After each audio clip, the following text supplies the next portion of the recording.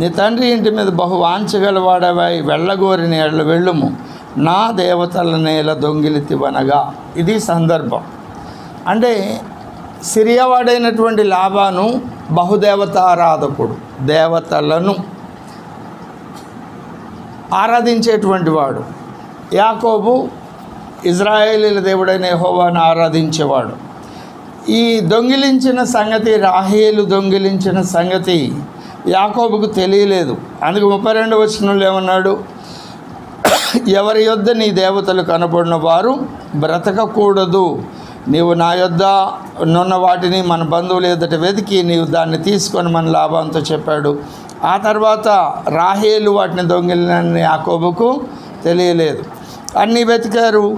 ఆ తర్వాత రాహేలు గుడారం కూడా వెతుకుతున్నప్పుడు 35వ వచనంలో ఆమె తన తండ్రితో తన ఎదుట నేను లేవలేనందున తాము కోపపడకూడదు, నేను కడగా ఉన్నానని చెప్పాను. అతడు ఎంత వెతికినను ఆ విగ్రహములు దొరకలేదు. ఎందుకని 34లో రాహేలు ఆ విగ్రహములను తీసుకొని వంటే సామాగ్రిలో పెట్టి వాటి మీద కూర్చుండెను, కాగా లాబాను.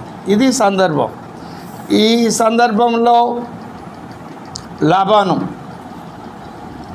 ఇస్సాకుతో మాట్లాడుతున్న సందర్భం. ఎందుకయ్యా అలాగ వెళ్ళిపోయావు, దొంగలాగా వెళ్ళిపోయావు, చెరపట్టుకొని వెళ్ళినట్టు నా బిడ్డలను తీసుకొని వెళుతున్నావు.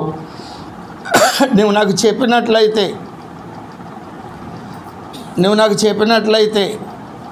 27వ వచనంలో సంభ్రమతోనూ పాటలతోనూ మధ్యలతోనూ సితార్లతోనూ నిన్ను సాగనంపుదునే, అయితే నువ్వు నా కుమారులను కుమార్తెలను ముద్దు పెట్టుకొననీయక పిచ్చి పట్టినట్టు ఇట్లు చేస్తావు.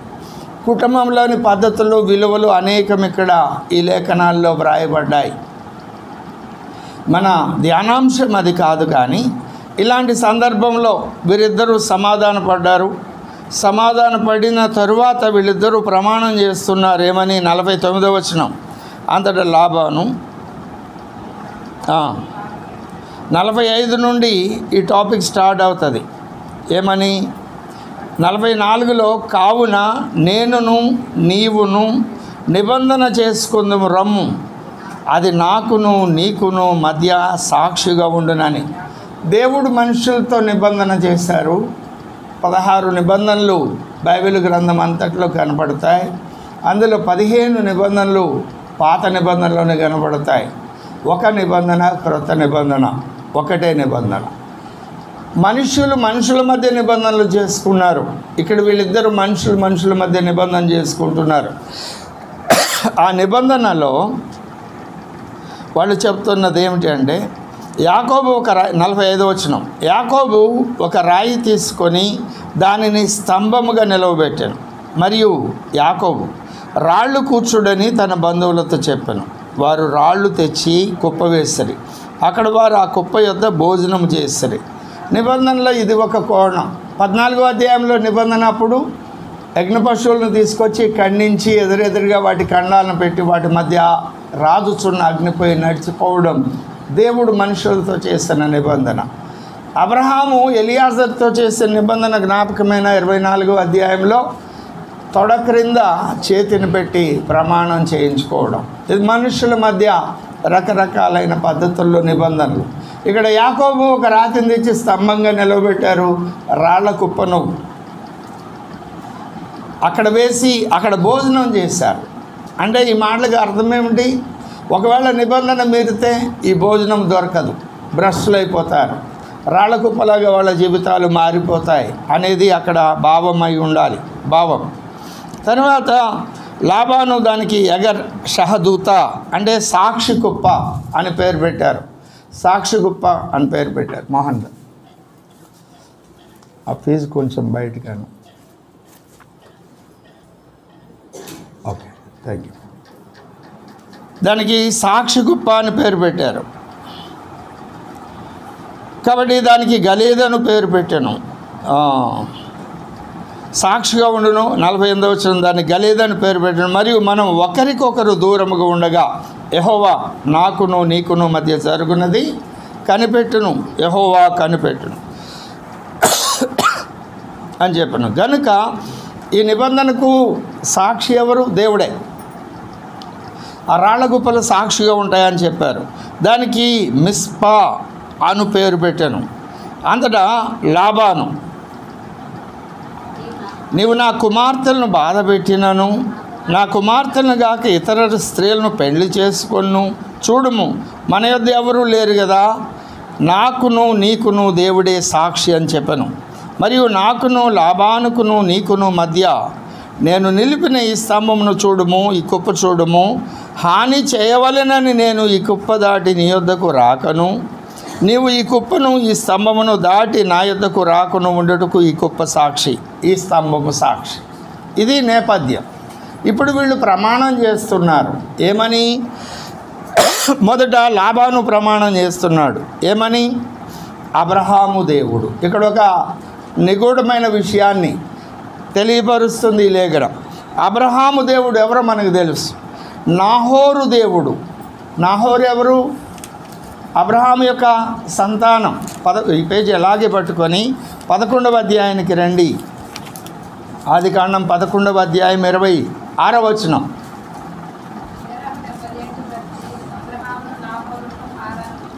తేరాహు కుమారులు ఎవరు? అబ్రహాము, నాహోరు, హారాను. అవునా? హారాను. ఇప్పుడు మళ్ళీ వెనుకకు రండి. అబ్రహాము దేవుడు, నాహోరు దేవుడు, వారి తండ్రి దేవుడు. వారి తండ్రి ఎవరు? తేరాహు. హారాను పేరు లేదు. అంటే హారాను వీళ్ళు ముగ్గురు నమ్మిన దేవుడిని నమ్మలా, వేరే ఎవరిని నమ్మాడో ఇక్కడ వ్రాయలేదు. అవును కదా? మన మధ్య న్యాయము తీర్చునని చెప్పాను. అప్పుడు యాకోబు తన తండ్రి అయిన ఇస్సాకు భయపడిన దేవుని తోడని ప్రమాణము చేశాడు. లాబాను చేసిన ప్రమాణంలో యెహోవా అనే పేరు ఉచ్చరించడానికి కూడా ఉచ్చరించలా. మరి భయపడ్డాడో మరి ఏ కారణమో తెలియదు. ఏమన్నాడు? అబ్రహాము దేవుడు, నాహోరు దేవుడు, వారి తండ్రి అయిన తెరాహు దేవుడు, అతడు న్యాయము తీర్చునుగాక అన్నాడు. అంటే ఇతడు ఎవరిని ఆరాధిస్తున్నాడు? వేరువేరు దేవతలను కదా. ఆ దేవతల పేరు ప్రస్తావించాల. ఇప్పుడు ఒక వ్యక్తి ప్రమాణం చేయాలంటే ఎవరి ఎదుట ఎవరి తోడని ప్రమాణం చేస్తారు? మనకంటే గొప్పవారైన వారి పేర ఆకాశం తోడనో, భూమి తోడనో, దేవుని తోడనో, మందిరం తోడనో, బలిపీఠం తోడనో, మనకంటే గొప్పవైన వాటిని ప్రమాణంగా తీసుకొని వాటితోడు అంటే నేను మాట తప్పితే ఆ గొప్పవైనవి నాకు ఇవ్వవలసినవి ఇవ్వో. అవును కదా? అవి నన్ను ప్రశ్నిస్తాయి అనేది అక్కడ భావం. ఇక్కడ యెహోవా అనే పేరు అనలేదు. అతడు ఆరాధిస్తున్న దేవతల పేర్లు చెప్పలేదు. అంటే అతడు ఆరాధిస్తున్న దేవతల కంటే అబ్రహాము ఆరాధిస్తున్న దేవుడు, అతని తండ్రి తెరాహు ఆరాధించిన దేవుడు గొప్పవాడని నమ్మాడు. అవునా? కాబట్టి ఆ దేవుడు మనకు మధ్య న్యాయము తీర్చునని చెప్పాను. ఇది సందర్భం. ఇప్పుడు అతడు లాబాను ప్రమాణం చేసిన తర్వాత మాటే ప్రమాణం చేసిన తర్వాత అప్పుడు యాకోబు 53వ వచనం 2వ భాగం ఆదికాండం 31వ అధ్యాయంలో తన తండ్రి అయిన ఇస్సాకు భయపడిన దేవుని తోడని ఇస్సాకు ఏమని ప్రమాణం చేశాడు? యాకోబు ఏమని ప్రమాణం చేశాడు? ఇస్సాకు భయపడిన దేవుని తోడు. ఇస్సాకు భయపడిన దేవుని తోడు. ఈ మాట మనసును పెట్టండి. ఇస్సాకు భయపడి, అదే మాట 42వ వచనంలో కూడా అంటాడు, నా తండ్రి దేవుడు అబ్రహాము దేవుడు ఇస్సాకు భయపడిన దేవుడు. ఇస్సాకు దేవుడని ఆపలేదు. ఇస్సాకు భయపడిన దేవుడు. యాకోబు తండ్రి దేవునికి భయపడ్డాడట. యాకోబు తండ్రి దేవునికి భయపడ్డాడు, ఇస్సాకు దేవునికి భయపడ్డాడు అని యాకోబుకి ఎలా తెలుసు? నా మాట అర్థమైందండి? ఈరోజు మన ధ్యానాంశం ఇదే. తన తండ్రి అయిన ఇస్సాకు భయపడిన దేవుని తోడని ప్రమాణం చేశాడు. అవునా?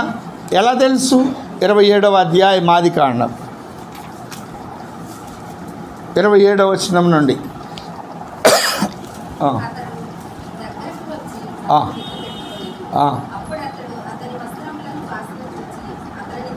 ఇక్కడ సందర్భం ఏమిటి అంటే, ప్రారంభ వచనం ఇస్సాకు వృద్ధుడయ్యాడు, కళ్ళకు మందదృష్టి వచ్చింది, తన బిడ్డలు మంచి భోజనం చేసి ఆశీర్వదించాలని తన హృదయం నిండా పెద్ద కొడుకైన ఏశావు ఉన్నాడు. ఏశావును పిలిచాడు, నువ్వు వేటకు వెళ్ళి శ్రేష్టమైన ఆహారాన్ని తీసుకురా, నేను తృప్తిగా తిని నేను నిన్ను దీవిస్తాను అని చెప్పారు. ఈ మాట రిబ్కా గారు విన్నారు. రిబ్కా గారికి అది మంచిగా అనిపించలేదు. ఆ తల్లికి చిన్న కొడుకు మీద ప్రాణం ఉంది, ఆ చిన్న కొడుకు ఆ దీవెన పొందాలి అని ఆ చిన్న కొడుకు అయినటువంటి యాకోబుని పిలిచి చెప్పింది, మందలకు వెళ్ళి 2 బలిసిన వాటిని పొట్టేళ్ళని తీసుకురా అని వాటిని తీసుకొచ్చారు, వధించారు. అప్పుడు ఒకవేళ నేను ఏశావును కాదని గుర్తుపెడితే ఎలా అనంటే, ఆ తల్లి అంటుంది 12వ వచనంలో, ఒకవేళ నా తండ్రి నన్ను తడివి చూచును. 27:12.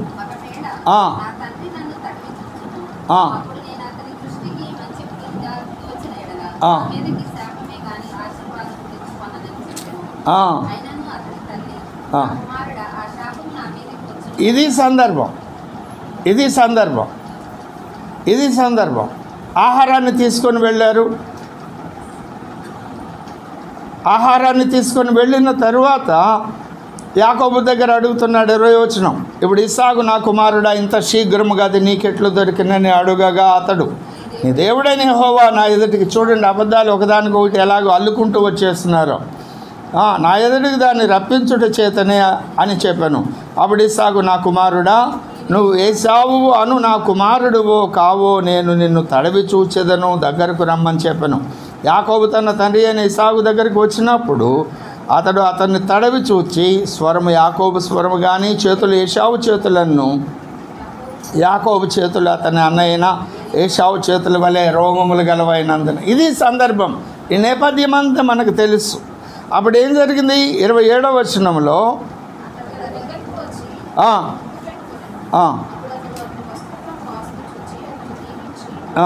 ఇదిగో నా కుమారుని సువాసన యెహోవా దీవించిన చేని సువాసన వలె ఉన్నది అని ఆ మాట పలికి, ఆకాశపు మంచును భూసారమును విస్తారమైన ధాన్యమును ద్రాక్షరసమును దేవుడు నీకు అనుగ్రహించునుగాక.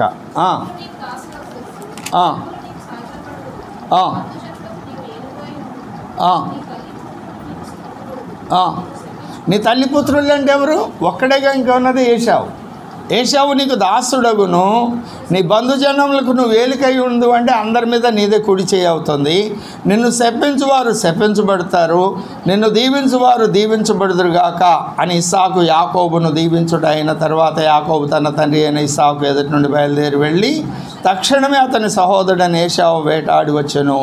అతను రుచి కలిగిన భోజనములు సిద్ధపరిచి తన తండ్రి వద్దకు తెచ్చి, నా తండ్రి నన్ను దీవించినట్లు లేచి నీ కుమారుడు వేటాడి తెచ్చిన దాన్ని తినమని తన తండ్రితో అనెను. 32వ వచనం. అతని తండ్రి అయిన ఇస్సాకు, నీవెవరు అని అతన్ని అడిగినప్పుడు అతడు, నేను నీ కుమారుడైన ఏశావును, నీ జ్యేష్ఠ కుమారుడను అని అనగా, ఇస్సాకు మిక్కుటముగా గడగడ వణకుచు. ఇస్సాకు మిక్కుటముగా గడగడ వణుకుచు. ఎందుకు వణకాలి?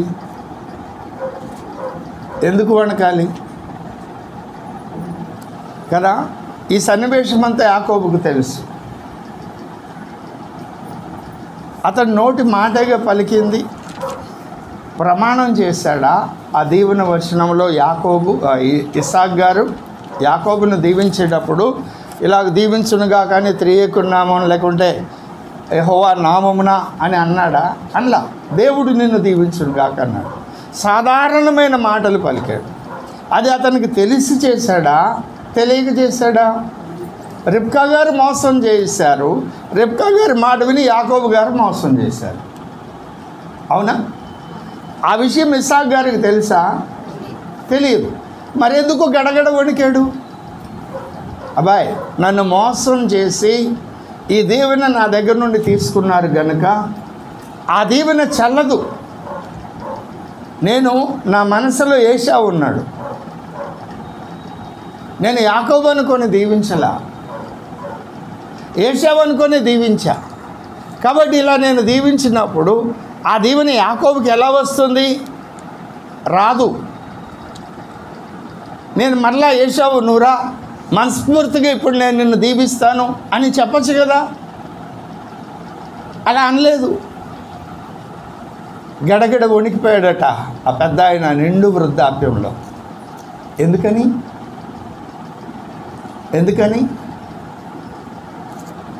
ఎందుకనంటే తను యథాలాపకంగా మాట్లాడిన ఆ మాట దేవుడు వింటాడని, ఆ మాట యొక్క విలువ ప్రమాణము దేవుడు స్వీకరిస్తాడు అని ఆయన నమ్మాడు. ఒక మాట నేను చెప్పిన తర్వాత ఆ మాటను నేను వెనుకకు తీసుకుంటే నీతిమంతుడు ప్రమాణం చేసెను, నష్టం వచ్చినా వెనుకకు 15వ కీర్తన 4వ వచనంలో మనం చూస్తాం. ఒకవేళ నేను నా మాటను వెనుకకు తీసుకుంటే దేవునితో నాకున్న సహవాసం కట్ అయిపోతుంది, దేవునితో నాకున్న సంబంధం కట్ అయిపోతుంది.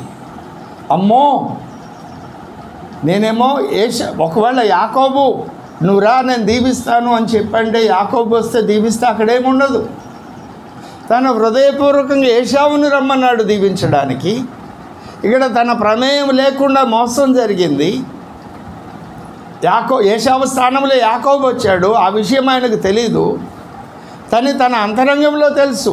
తన కుమారుని సువాసన యెహోవా దీవించిన చేనివాస సువాసన వలె ఉన్నది అనేది. అతడు ఆత్మవశుడై పలికి ఉండాలి. ఆ పలికిన దీవెన మరల తిరిగి వెనకకు తీసుకోవడానికి గడగడలాడిపోయాడు. ఆయన ఎంత గడగడలాడిపోయాడో యాకోబుకు తెలుసు. తండ్రి ఇస్తే ఇచ్చావు, ఇంకేం దీవెన లేదా నాకు ఇవ్వడానికి? ఇంకేం లేదయ్యా, దానేమో ద్రాక్ష రసం తినడానికి ఇవ్వమన్నా, ప్రజలనేమో దాసుల్ని కమ్మన్నా. ఈ 2 దీవెనలు ఏమున్నాయి నా దగ్గర? ఇంకేం లేవు. అయినా ఏదో ఒకటి దీవించమంటే శాపం వస్తుందని 39-40 వచనాల్లో చెప్పాడు. నీ నివాసం భూసారం లేకను, పైనుండి పడు ఆకాశం మంచు లేక ఉండును. నువ్వు కత్తి చేత బ్రతుకుదవు, నీ సహోదరునికి దాసుడు మగుదవు. నువ్వు తిరుగులాడుచుండగా నీ మెడ మీద నుండి అతని కాడి విరిచివేయదు అని నీకు ఉత్తరం ఇచ్చాను. ఇస్సాకు దేవునికి భయపడ్డాడు. యాకోబుకి ఇస్సాకు దేవునికి భయపడుతున్నాడని ఎలా తెలిసింది? ఒక దీవెన వచనాన్ని పలికిన తర్వాత అది ప్రమాణం చేసింది కాదు, దేవుని నామమును పలికింది కాదు, దేవుడు నిన్ను దీవించును గాక అని సాధారణంగా పలికిన మాట. ఆ మాటగా అతడు ఎంత ప్రాముఖ్యతనిచ్చాడో. గడగడ వణికిపోయాడంట నిండు వృద్ధుడైనటువంటి పెద్ద ఆయన ఇస్సాకు గారు. అది చూశాడు, యాకోబు నేర్చుకున్నాడు. ఇలాగూ ఈ సందర్భం ఇక్కడ రాయబడి ఉంది. ఇంకెన్ని సందర్భాలండి. ఆయన చూడండి 26వ అధ్యాయము ప్రారంభవచనం. గెరార్లో కరువు వచ్చింది. 2వ వచనం, అక్కడ యెహోవా అతనికి ప్రత్యక్షమై నీవు ఐగుప్తులోనికి వెళ్ళక నేను నీతో చెప్పు దేశమునందు నివసించుము, ఈ దేశమందు పరవాసివై ఉండుము, నేను నీకు తోడై ఉండి ఏలైనగా నీకును నీ సంతానమునకు ఈ దేశములో నీవు వచ్చి నీ తండ్రి అయిన అబ్రహాముతో నేను చేసిన ప్రమాణము నెరవేర్చి ఆకాశ నక్షత్రముల వలె నీ సంతానమును విస్తరింపజేసి నీ దేశములన్నీ నీ సంతానమునకి ఇచ్చెదను. ఎక్కడ కరువు వచ్చింది. ఆ కరువును గురించి ప్రస్తావిస్తూ మొదటి వచనంలో ఏమన్నాడు? అబ్రహాము దినముల్లో వచ్చిన మొదటి కరువు గాక మరి ఒక కరువు. అబ్రహాము దినముల్లో కరువు వస్తే అబ్రహాం ఏం చేశాడు? దేవునికి చెప్పబెట్టకుండా ఐగుప్తుకి వెళ్ళాడు. 13వ అధ్యాయం ప్రారంభం. ఈయన కరువు వస్తే దేవుడి దగ్గరికి వెళ్ళాడు. ఏం చేయమంటావు దేవుడా అని అడిగాడు. దేవుడు చెప్పాడు, వెళ్ళొద్దు, ఇక్కడే ఉండు, పరవాసిగా ఉండు. ఇది నీకు వాగ్దానం చేసిన ప్రాంతం కాదు, గెరారు ప్రాంతం. అక్కడున్నాడు. 100 ఫలం పొందినట్లుగా 12వ వచనం చెప్తుంది. ఇస్సాకు ఆ దేశమందున్నవాడై విత్తనం వేసి ఆ సంవత్సరం 100 ఫలము, ఎందుకంటే యెహోవా అతన్ని ఆశీర్వదించను కనుక. ఈ విషయాలన్నీ కూడా వీళ్ళు చూస్తున్నారు. ఇప్పుడు ఇంకొక ప్రశ్న, యాకోబుకు ఇస్సాకు దేవునికి భయపడేవాడని ఎలా తెలిసింది? అంటే యాకోబు ఇస్సాకును జాగ్రత్తగా పరిశీలిస్తున్నాడు. ఒక మాట చెబితే ఆ మాటను పోషించుకోవడానికి వెనకకు తీసుకోకుండా, అయ్యో నాకు తెలియదే, తొందరపడి అన్నాను, వాళ్ళు నన్ను మోసం చేశారు, ఇలాంటి సాకులు చెప్పకుండా నేనేమైతే పలికానో ఆ మాటకు నేను బద్ధుడు. ఎందుకంటే ఆ మాట దేవుడు వింటున్నాడు. దేవుడు ఒక మాట చెప్పిన తర్వాత ఆ మాటను వెనుకకు తీసుకోడు. సంఖ్యాకాండంలో అంటుంది కదా, బిలాము ప్రవచిస్తూ అంటాడు, 23వ అధ్యాయమా సంఖ్యాకాండము,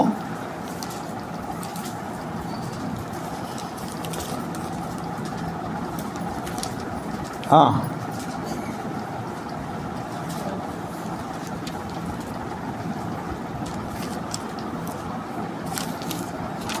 23వ అధ్యాయమా 19వ వచనం.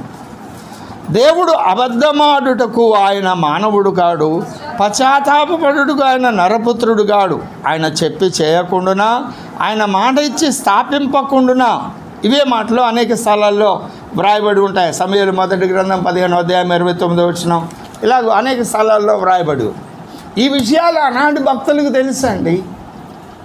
దేవుడు ఒక మాట ఇచ్చాడు అంటే ఆ మాట నెరవేరుస్తాడని. కాబట్టి ఇస్సాకు దేవుని మాటకు భయపడ్డాడు. ఇస్సాకు దేవునికి భయపడ్డాడు అని యాకోబు గుర్తుపట్టాడు. మరి ఇస్సాకుకు దేవుని భయం ఎలాగొచ్చింది? అవునా? నా మాట అర్థమవుతుందా?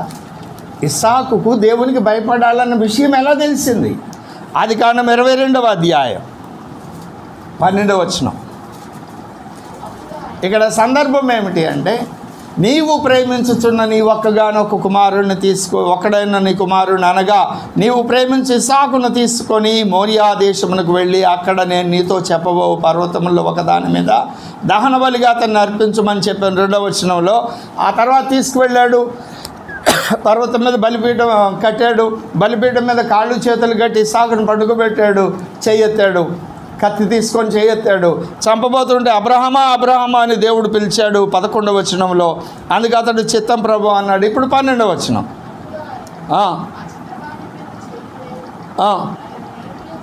అతనిని ఏమీ చేయకుము, నీకు ఒక్కడై ఉన్న నీ కుమారుని నాకు తీయలేదు గనక నీవు దేవునికి భయపడువాడవని ఇందువలన నాకు. ఇక్కడ ఇస్సాకు ఎక్కడున్నాడు?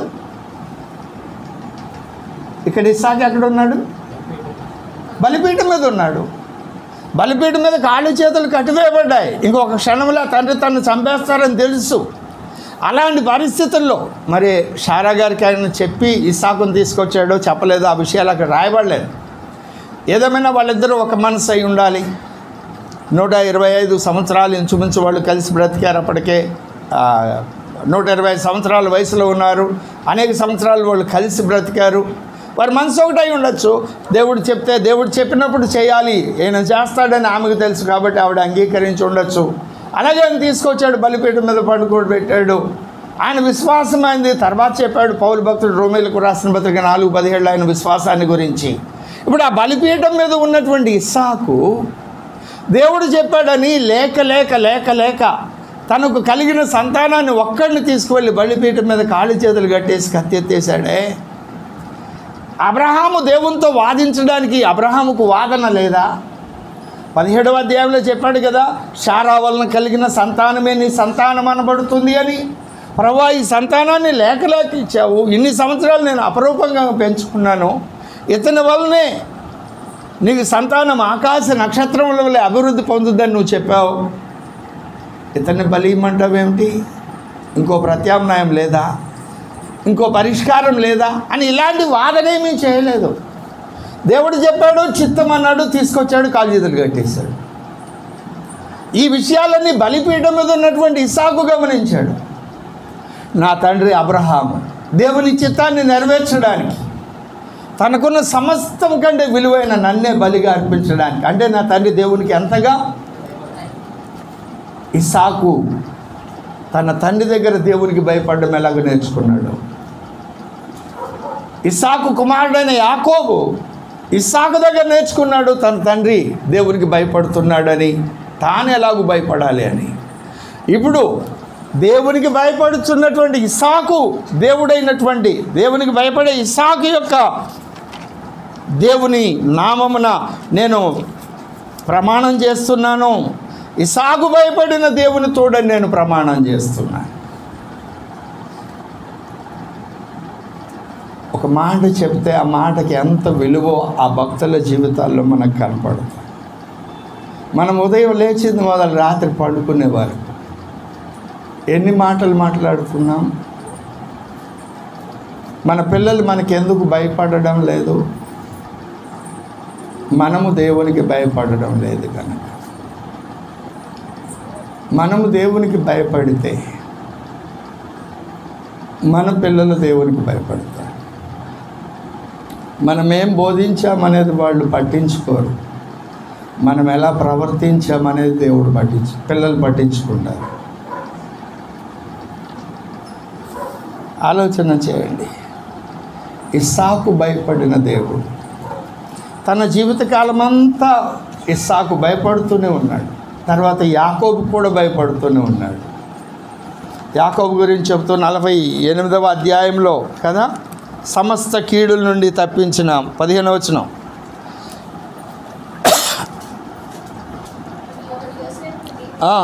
నా పితరులైన అబ్రహాము ఇస్సాకులు ఎవని ఎదుట నడుచుచుండిరో ఆ దేవుడు నేను పుట్టింది మొదలుకొని నేటి వరకు ఎవడు నన్ను పోషించెనో. దేవునికి భయపడితే దేవుడు ఏం చేస్తున్నాడు? పోషించెనో ఆ దేవుడు అనగా సమస్తమైన కీడుల్లో నుండి నన్ను తప్పించిన దూత కదా. పోషించడమే కాదు, కీడుల్లో నుండి తప్పిస్తున్నాడు దేవునికి భయపడితే. దూత ఈ పిల్లలను ఆశీర్వదించునుగాక. అవునా? ఏశావు భయపడ్డాడు. చెప్పాడు చివర్లో తొడ కింద చేయి పెట్టించుకొని ఏశావుతో చెప్పాడు, నా శరీరాన్ని అక్కడికి తీసుకువెళ్ళి మక్పేలా గుహలో ఖననం చేయమని. దాన్ని బట్టి తరం వెంబడి తరం దేవునికి భయపడడం ఎలాగో నేర్చుకున్నది. ఈ మాటలు మీరు మనసును పెట్టండి. ప్రభునందు నాకు అత్యంత ప్రియమైన వాళ్ళారా, అక్కడేమీ ప్రమాణాలు లేవు. అక్కడేమీ దేవుని నామం పేరట ప్రమాణం చేసినట్లుగా ఎక్కువ సందర్భాల్లో కనిపించదు. 1-2 సందర్భాల్లోనే కనబడుతుంది. కానీ ఒక మాట చెప్పారు. అన్యుడైన లాబాను ప్రార్థన ఒక మాట చెప్తున్నాడు. ఏమని? నీ తండ్రి అయిన అబ్రహాము, నాహోరు, వారి తండ్రి అయిన తేరహు ఏ దేవుడిని నమ్మారో ఆ దేవుడే మనకు న్యాయం తీర్చునుగాక. వారి దేవతలందరూ పక్కకు పోయారు. అతడు విగ్రహారాధకుడు, బహుదేవతారాధకుడు. వాళ్ళకంటే ఈ దేవుడు గొప్పవాడని ఒక అన్యుడు నమ్మి దాన్ని ప్రకారం ఏ కీడు చేయకుండా, దేవుడిని నమ్మబట్టే కదా ఏ కీడు చేయకుండా అబ్రహాం నుండి యాకోబును ఏ కీడు చేయకుండా వదిలిపెట్టేసింది. నీ కీడు చేయడం నాకు చేతవును అంటాడు కదా. 29వ వచనం, మీకు హాని చేయుటకు నాకు చేతనవును. 31:29.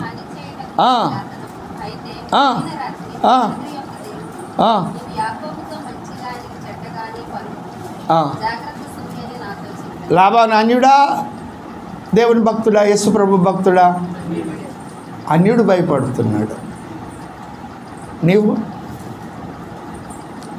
నీవు భయపడుతున్నావా దేవునికి కదా? 119వ కీర్తన 106వ వచనం చూడండి.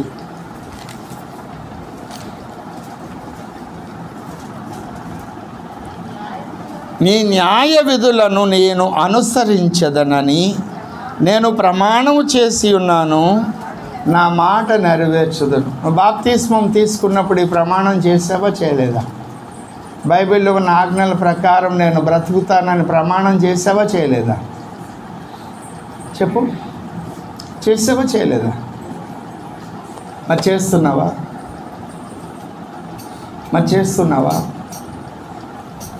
కదా? చేయడం లేదంటే అర్థం ఏమిటి?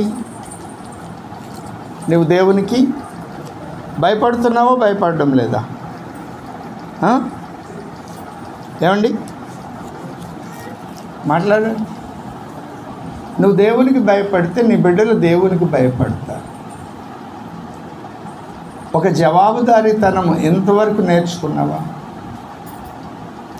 లోబడ్డం నేర్చుకున్నావా కదా? నువ్వు దేవునికి భయపడితే యెషయా గ్రంథం 50వ అధ్యాయం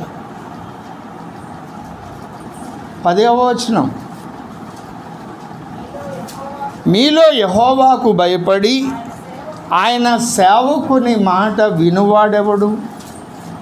ఎంతమంది? మీరు రాలేకపోతే ఆదివారం సేవకునికి ఇన్ఫర్మేషన్ ఇవ్వండి అని చెప్తారు. అవకాశం లేకపోతే నీ తోటి విశ్వాసంతో కవర్ చేయమని చెప్తారు. భయపడుతున్నావా దేవుని మాటకు? మీరు నేను రాలేకపోతున్నాను అని చెప్తే అది నాకు బాధ్యత అవుతుందా, విడుదల అవుతుందా? అయ్యా ఈ కారణం చేత రాలేకపోతున్నా, నేను ఊరికి వెళుతున్నాను, ఆరోగ్యం బాగలేదు, లేకపోతే ఈ పని వలన ఈ ఇబ్బంది వలన రాలేకపోతున్నాను అని మీరు నాకు చెబితే అది నాకు బాధ్యత అవుతుందా, స్వేచ్ఛ అవుతుందా? బాధ్యత. మీరు ఆ ఊరికి వెళితే తిరిగి వచ్చిందాక మీ గురించి నేను ఆలోచించుకోవాలి, అవసరాన్ని బట్టి ప్రార్థన చేయాలి.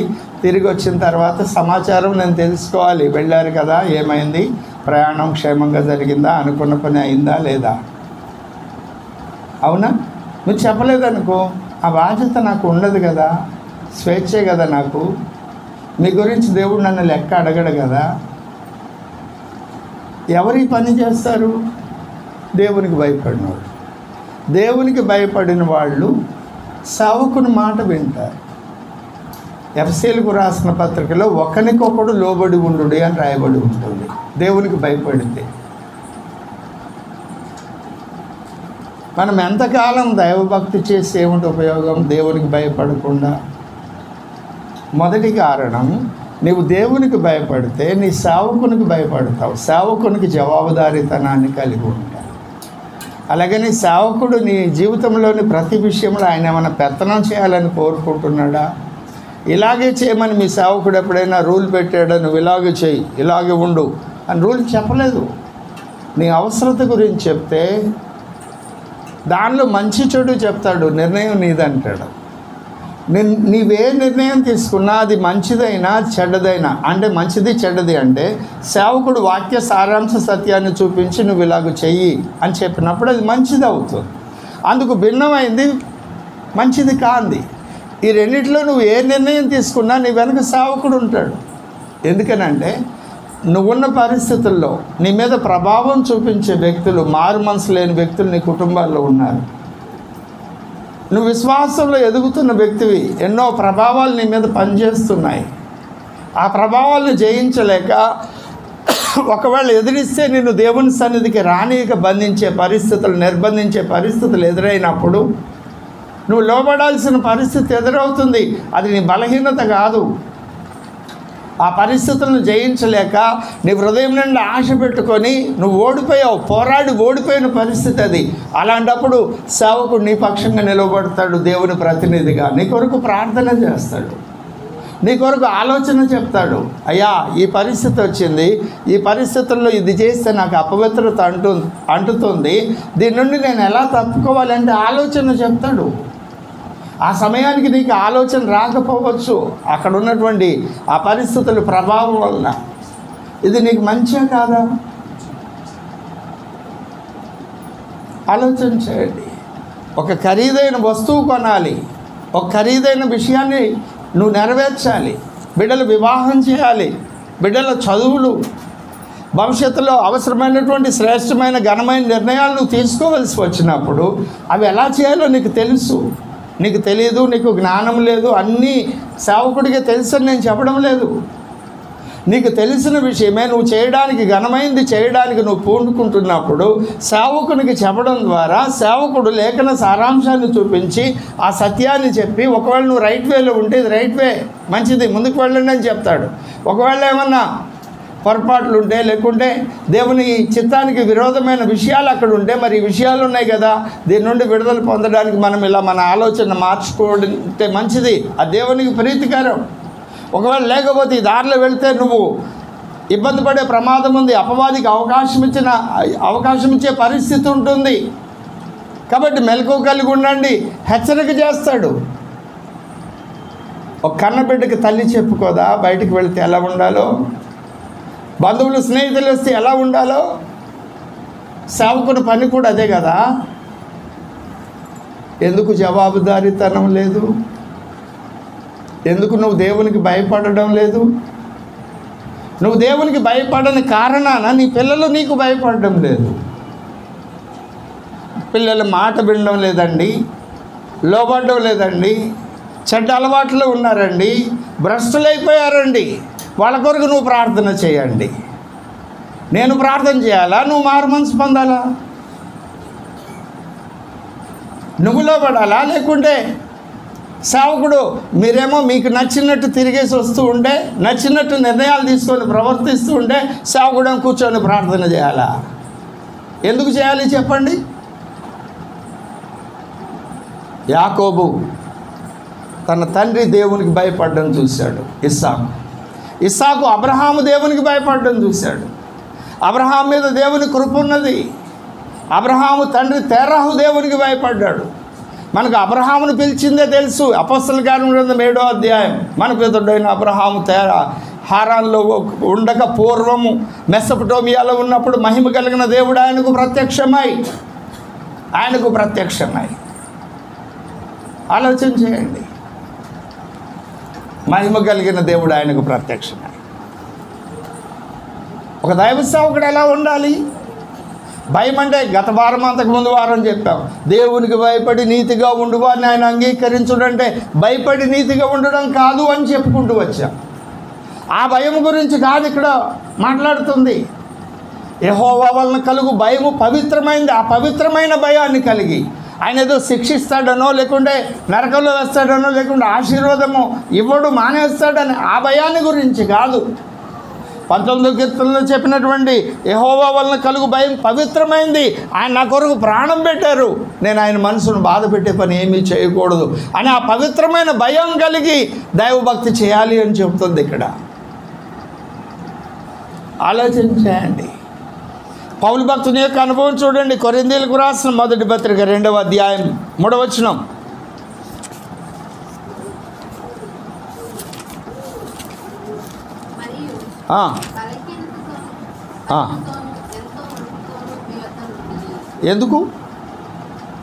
ఎందుకు పౌలుకి అభిషేకం లేదా?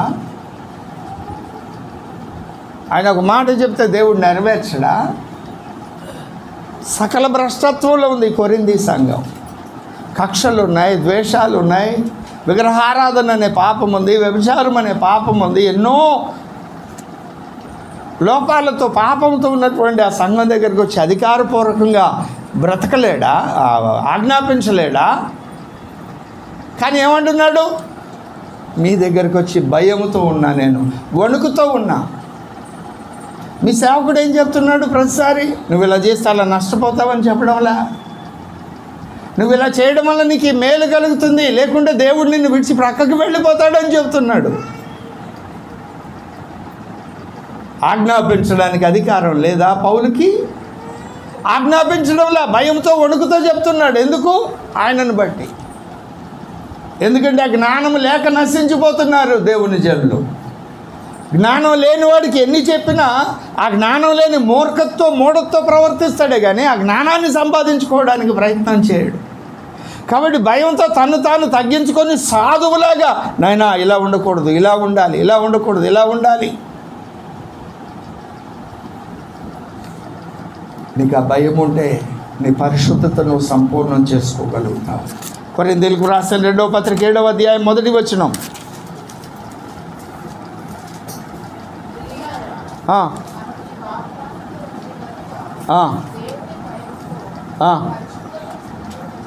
దేవుని భయంతో పరిశుద్ధతను సంపూర్తి చేసుకుంది. ఎలా చేసుకుంటావో చెప్పు. నీకు దేవుని భయం ఉంటే సేవకుని దగ్గరకు వస్తావు, సేవకుని మాట వింటావు. అప్పుడు లోపం లేని పరిశుద్ధతను సాధన చేయగలుగుతావు. ఆ తర్వాత మెట్టేమిటి? 15వ వచనం.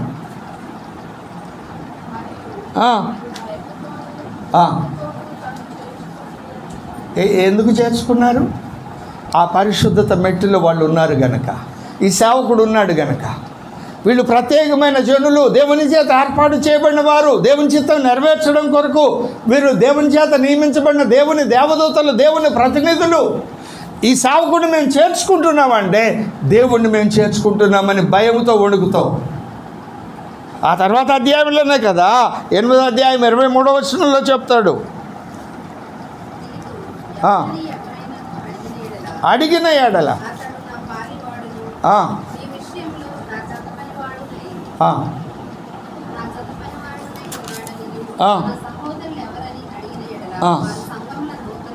ఒక నిమిషం ఆగి చూడండి. ఇప్పుడు పౌలు గారు దేవుని దూత. పౌలు గారు జత పనివాడు ఎవరు? తీతు గారు ఎవరు? దేవుని దూత. అవునా? అతని సహోదరులు అంటే ఎవరు? విశ్వాస బృందం. వాళ్ళెవరు? వాళ్ళు దేవుని దూతలు, దేవుని రాయబారులు, దేవుని వర్తమానాన్ని లోకానికి అందించేవారు. సేవకుడే కాదు, సేవకుడు జత పని వాళ్ళే కాదు, విశ్వాస బృందము కూడా దేవుని యొక్క సందేశాన్ని లోకానికి అందించేవారండి. దేవునికి భయపడకుండా మెట్టు ఎలా వస్తుంది సహోదరుడా? నువ్వు దేవునికి భయపడకుండా ఆమె ఉన్నతమైన మెట్టులోకి ఎలా నడిపించబడతావు? దేవుని సందేశాన్ని నీ కుటుంబానికి నువ్వు ఎలా అందిస్తావు?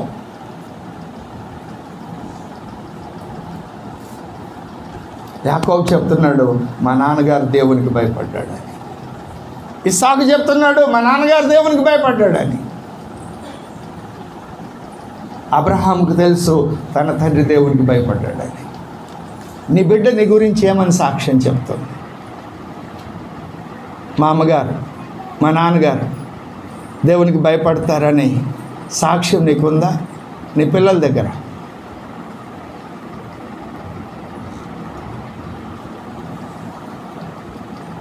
నీ సేవకుని దగ్గర ఉందా? ఈ బిడ్డలు దేవునికి భయపడతారని. భయపడకుండా ఎంతకాలం ఇలాగూ జ్ఞానం లేక భక్తి చేస్తారు? దేవుడిచ్చే ఆశీర్వాదాన్ని పొందుకోకుండా నష్టపోతారు. కొన్ని పదులు వచనాలు నేను చూపించగలను. దేవునికి భయపడిన వ్యక్తులు భయపడడం ద్వారా కలిగే ఆశీర్వాదాలు. నా సబ్జెక్ట్ అది కాదు.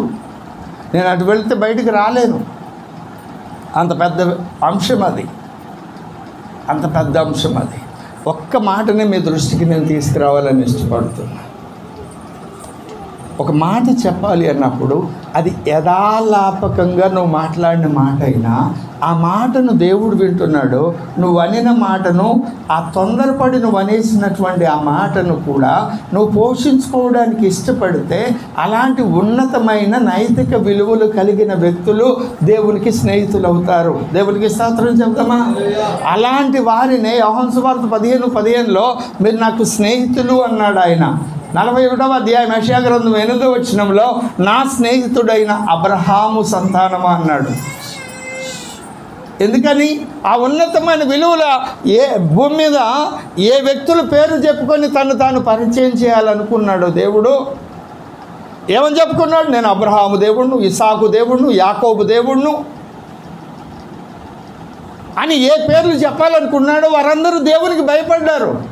ఆయన ఏదో శిక్షిస్తాడనో లేకుంటే ఆయన ఏదో ఆశీర్వాదం ఇస్తాడనో కాదు, ఆయన గొప్ప దేవుడని, ఈ విశ్వాన్ని సృష్టించిన సృష్టికర్త అని, తన మహత్ కలిగిన మాట చేత సృష్టించి నిర్వహిస్తున్న దేవుడని, సకల చరాచర జగత్తును సృష్టించి నడిపిస్తున్న దేవుడే మా యొద్దకు వచ్చి మాతో మాట్లాడుతున్నాడని, మాకు ఆలోచన చెప్తున్నాడని, మమ్మల్ని నడిపిస్తున్నాడని, ఆయన వాగ్దానం చేసిన వాడు నమ్మదగిన వాడని, ఆయన మాట ఇచ్చి తప్పేవాడు కాదని వాళ్ళు భయపడ్డారు. నువ్వు భయపడడం లేదంటే 2 కారణాలు. ఒకటి, నీ రక్షణే సరైంది కాదు, నీ మారుమనసే సరైంది కాదు, దేవుని గురించిన అవగాహన గ్రహింపే సరైంది కాదు. ఇది మొదటి కారణం. రెండవ కారణం, నువ్వు గర్విష్ఠువి, నువ్వు దేవుని మీద తిరుగుబాటు చేసేటువంటి వ్యక్తివి. ఏశావులాగా. ఏశావుని గురించి భ్రష్టుడు, వ్యభిచారి అంటుంది లేఖనం. అంటే అర్థం ఏమిటి? ఇచ్చిన ఆశీర్వాదాన్ని సద్వినియోగపరుచుకోక పోగొట్టుకున్నాడని. 2, వ్యభిచారి అంటే నేను సృష్టించిన సృష్టికర్త కంటే అధికంగా అనేక వాటిని ప్రేమించి వాటికి లోబడేవాడని. ఈ 2 లక్షణాలు నీ బ్రతుకులు ఉండాలి.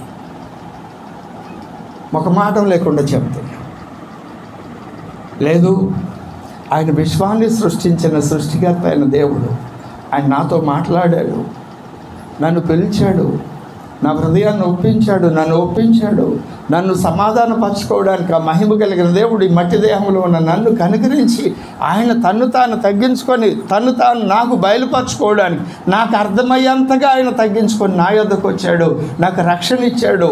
అంత గొప్ప దేవుని మాట నేను వినకుండా ఎలా ఉండగలను అనే ఆ పవిత్రమైన భయం నీకున్నట్లయితే యెషయా 50:10 చెప్పినట్టు నీ సేవకునికి జవాబుదారీతనాన్ని కలిగి ఉంటాం. ఒకరికొకరు లోబడిన స్థితి నీకు ఉంటుంది. ఎఫెసీయులకు రాసిన పత్రిక 5వ అధ్యాయం 21వ వచనం చూడండి.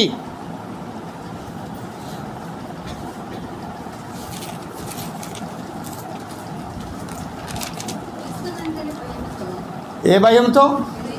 క్రీస్తునందలి భయముతో కదా. నీ తోటి వ్యక్తులకి ఏం చెప్తున్నావా? నా అక్క, నా పరిస్థితి ఇది, ఈరోజు నేను రాలేకపోతున్నా, ఈ పని చేయలేకపోతున్నా, బలలో పాల్గొనలేకపోతున్నా, సేవకుడి పని చెప్పాడు నేను చేయలేకపోతున్నా, లేదా నేను చేయగలిగాను. ఉందా నీకు? క్రీస్తునందలి భయం నీకు ఉన్నదా? లేని కారణాన్ని ఏం జరుగుతుంది? పేతురు రాసిన మొదటి పత్రిక 3వ అధ్యాయం 1 నుండి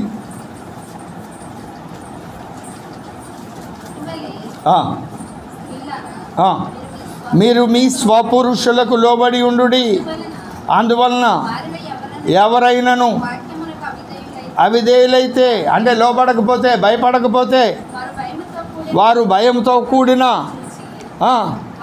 మీ పవిత్ర ప్రవర్తన చూచి వాక్యము లేకుండానే తమ భార్యల నడవడి వలన రాబట్టవచ్చును మీ పురుషులను. ఆనాడు వాక్యం ఉందా వాళ్ళకు? దేవుని వాక్యం గ్రంథ రూపకంలో వాళ్ళకుందా? అబ్రహాము ఇస్సాకు యాకోబులకు, లాబానుకు ఉందా? వాళ్ళు దేవునికి భయపడ్డారు, నమ్మారు. అలాంటి నిర్మలమైన మనస్సాక్షి వాళ్ళకు ఉంది, శుద్ధి చేయబడిన హృదయం వాళ్ళకు ఉన్నది. వాళ్ళు ఏది నమ్మారో దాని కొరకు పరిపూర్ణమైన హృదయంతో వారు దేవునికి లోబడ్డారు.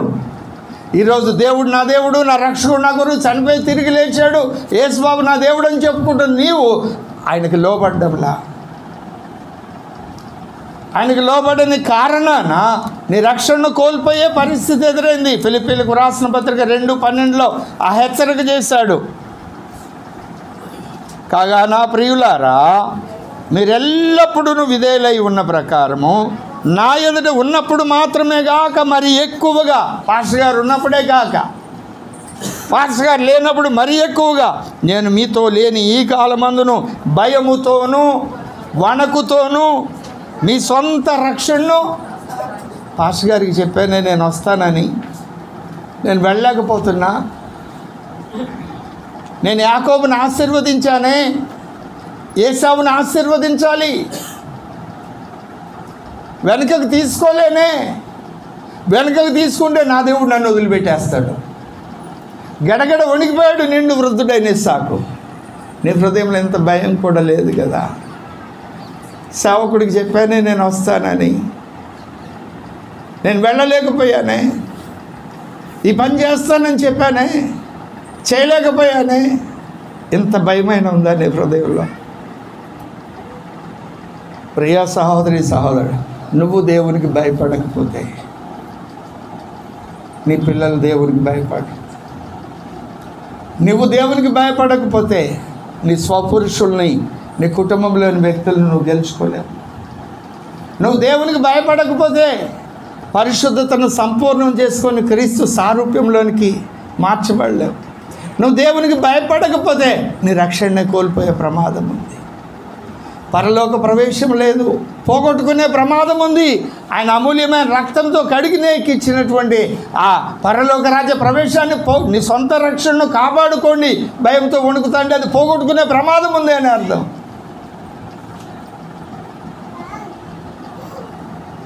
ఎంతకాలం ఇలా ఆలోచించండి. ఆ లైన్ మీకు అర్థమైందని నమ్ముతాను. నేను వివరణలోనికి వెళ్ళడంలా 2-3 ఉదాహరణలు చెప్పాను. భయపడే వారి లక్షణాలు ఎలా ఉంటాయో, భయపడితే కలిగే మేలు ఏమిటో 2-3 చెప్పాను. పరిశీలించండి. నీ బిడ్డలు నువ్వు ఎంతగానో ప్రేమిస్తున్నావు, వాళ్ళ కొరకు ప్రయాసపడుతున్నావు. నీ అవసరాలు మానుకొని ఆ బిడ్డల అవసరాలు తీరుస్తున్నావు. నీ ఇష్టాలు మానుకొని ఆ బిడ్డల ఇష్టాలు నెరవేరుస్తున్నావు. అవేవి దేవుని యొద్దకు నీ బిడ్డలను చేర్చు. దేవుని యొక్క దైవ లక్షణాలు పొందుకునేటట్లు అవేమి ఉపయోగపడవు. నువ్వు దేవునికి భయపడితే నీ బిడ్డలు దేవునికి భయపడతారు. అలాగని మిగిలినవి ఏమి చేయొద్దని కాదు, అవన్నీ దేవుని భయంతో సంపూర్ణం చేయమని చెప్తున్నాను. సేవ చేసినప్పుడు సేవకుడు విశ్వాసుల దగ్గరికి భయంతో వణుకుతూ ఈ మాట చెప్తే వాళ్ళు ఎలా రిసీవ్ చేసుకుంటారో, వాళ్ళ హృదయంలో ఏ ప్రశ్న వస్తుందో, దానికి ఏ సమాధానం చెప్పాలో, ఒక పోరాటం, ఒక వర్తమానానికి సిద్ధపడాలంటే ఇంచుమించు 4 నుండి 8 గంటల సమయం పెనుగులాట. ఆ విశ్వాసి స్థానంలో ఉండి ఆలోచించినప్పుడు ఏ ప్రశ్న ఎదురవుతుంది, ఆ ప్రశ్నకి సమాధానం ఏమిటి,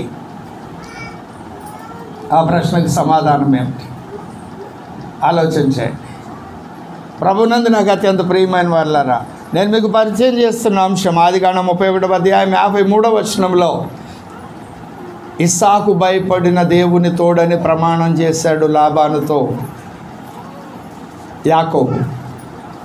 ఇస్సాకు దేవునికి భయపడినాడు అని ఎలాగ తెలిసింది యాకోబుకు? ఇస్సాకు ఆశీర్వదించినప్పుడు తాను చేసిన మోసాన్ని బట్టి ఇస్సాకు పలికిన వచనం వెనుకకు తీసుకోవడానికి, ఒక మాట చెప్పి వెనుకకు తీసుకోవడానికి నిండు వృద్ధుడైన ఇస్సాకు గడగడలాడిపోయాడు. ఎందుకు?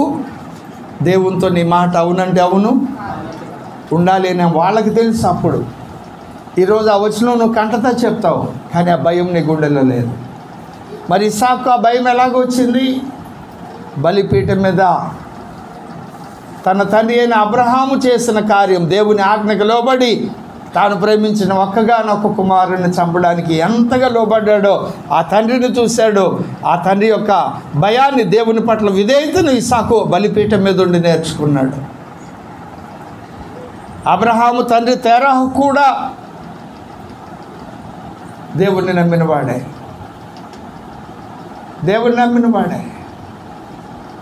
ఇది ఆయన శిక్షిస్తాడనో మేలు చేస్తాడనే ప్రలోభాలు ప్రభావాలతో కలిగే భయం కాదు, ఆయన ప్రేమను బట్టి మన హృదయాల్లో కలిగే పవిత్రమైన భయం.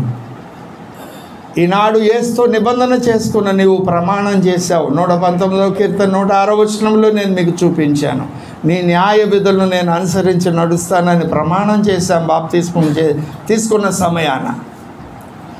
ఆ ప్రమాణంలో న్యాయ విధులు అంటే ప్రతి ఆదివారం ప్రభు బలలో పాల్గొవడం, క్రమంగా పాల్గొవడం, క్రమశిక్షణతో పాల్గొవడం, భయంతో వణుకుతో పాల్గొవడం, పరిశుద్ధతను కలిగి పాల్గొవడం, తను తాను విమర్శించుకుంటూ తీర్పు తెచ్చుకుంటూ పాల్గొవడం, ఇది ప్రభు శరీరమని ప్రభు రక్తమని వివేచించి తీసుకోవడం ద్వారా పాల్గొవడం,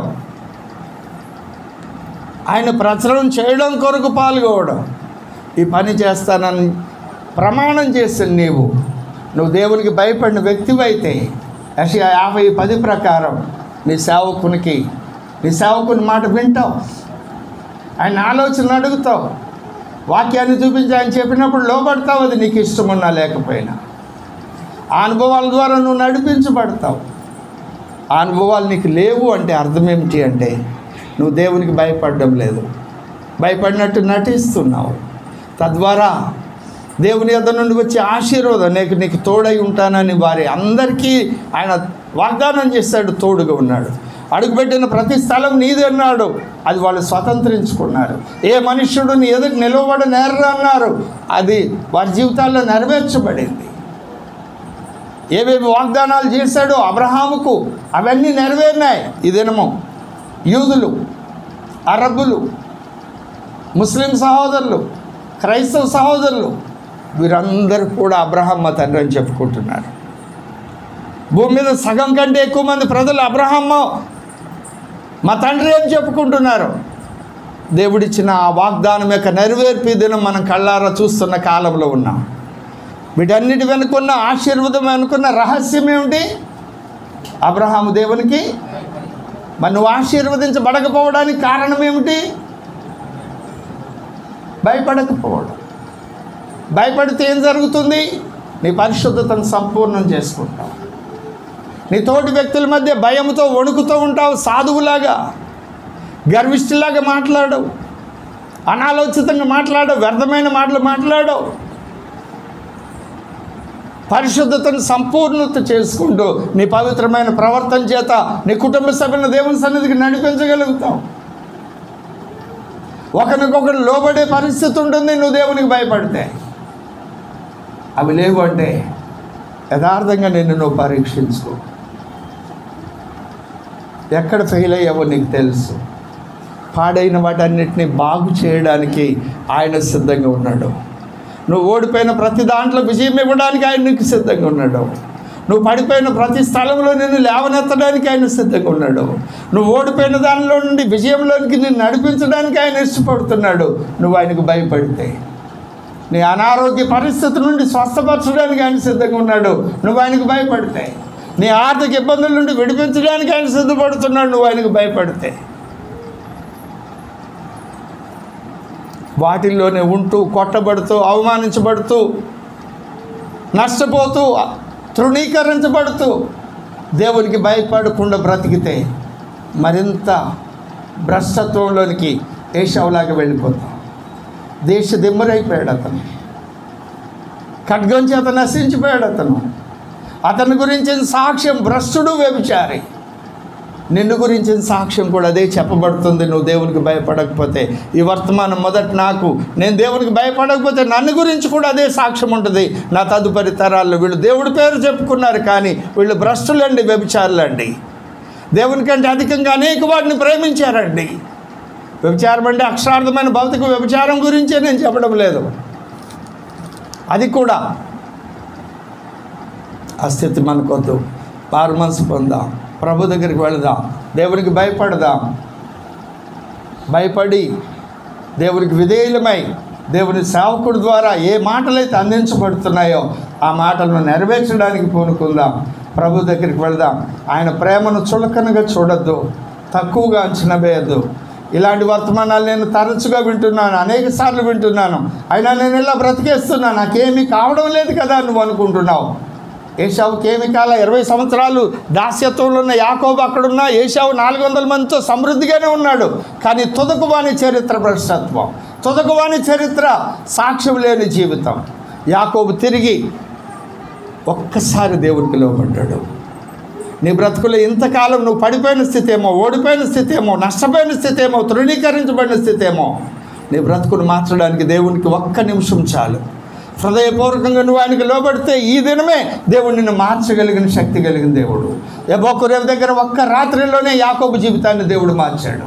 నీ జీవితాన్ని మార్చడానికి ఆయన ఇష్టపడుతున్నాడు. రండి, యథార్థమైన హృదయంతో దేవుని సన్నిధికి వెళదాం. మనం ఒప్పుకుందాం. అయ్యా, నీకు భయపడకుండా నేను అనేక కార్యాలు, నీకు భయపడకుండా లోబడకుండా నీకు విరోధంగా బ్రతుకుతున్నా నా బ్రతుకును మార్చు. సమయాన్ని పాటించడం ఇంకా నేర్చుకోలేదు, క్రమాన్ని పాటించడం నేర్చుకోలేదు, జవాబుదారీతనాన్ని కలిగి ఉండడం నేర్చుకోలేదు, నా భావోద్రేకాలు నియంత్రించుకోవడం నేను నేర్చుకోలేదు. అయ్యా, నీకు లోబడడం నేర్చుకోలేదు. సేవకుని మాట అనేక సార్లు చెప్తున్నాడు, లోబడడం నేర్చుకోలేదు. ఎందుకంటే నీకు భయపడినట్టు నటిస్తున్నానయ్యా. నా వేషధారణ నుండి నన్ను విడిపించయ్యా, నా భ్రష్టత్వం నుండి నన్ను విడిపించయ్యా. అయ్యా, నా వ్యభిచార మనసు నుండి నన్ను విడిపించయ్యా. అయ్యా, నాకు సహాయం చే ప్రభువా. ప్రభువుని అడుగుదాం. యథార్థమైన హృదయంతో ప్రభు పాదాలు పట్టుకుందాం. సహాయం చేయమని వేడుకుందాం. దేవుడి మాటలు మనం వెనుకెళ్ళ దీవించి ఆశీర్వదించుగాక. ప్రార్థన చేసుకుందాం.